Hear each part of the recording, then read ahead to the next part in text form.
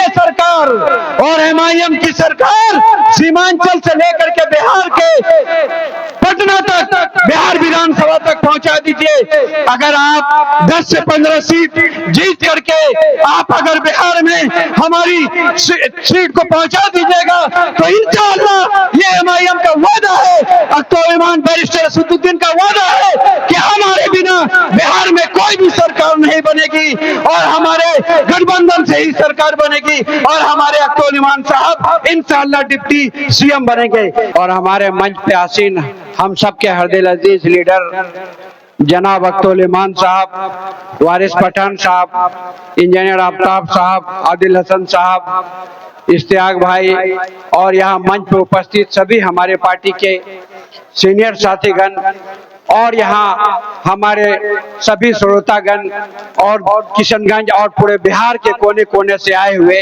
सभी क्रांतिकारी साथियों, सबको अस्सलाम वालेकुम रहमतुल्लाहि बरकातहू। हिंदू भाइयों को आदाब, नमस्कार। किशनगंज का इतिहास मैं बताना चाहता हूँ। ये किशनगंज ऐसा सीमांचल के क्षेत्र में आज पूरे हिंदुस्तान में सबसे पिछड़े हुए जिले के रूप में गिनती होती है और इसके लिए आज आजादी के 78 साल के बाद, जब आजादी के 78 साल के पहले किशनगंज का इतिहास को आप देखिएगा, यहाँ का एक इतिहास था, यहाँ की एक पहचान थी। यहाँ एक बड़े बड़े देश से, बड़े बड़े अफगानिस्तान से, अमेरिका, अफगानिस्तान से, चाइना से और बहुत ऐसे देशों से यहाँ पे व्यापार करने के लिए किशनगंज की धरती पे आते थे। लेकिन आजादी के बाद से धीरे धीरे हम लोग पिछड़ते चले गए और अब ये स्थिति हो गई कि हमारा किशनगंज डिस्ट्रिक्ट भी बन गया।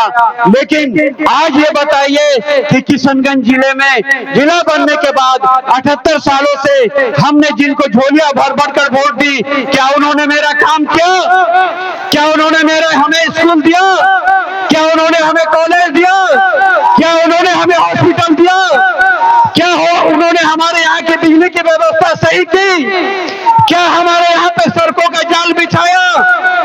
जब नहीं बिछाया तो 78 सालों से हम क्यों बार बार एक ही चीज को देख रहे हैं? बदल दीजिए, इस बार मौका है आपको, बदल दीजिए ये सरकार और एमआईएम की सरकार सीमांचल से लेकर के बिहार के पटना तक, बिहार विधानसभा तक पहुंचा दीजिए।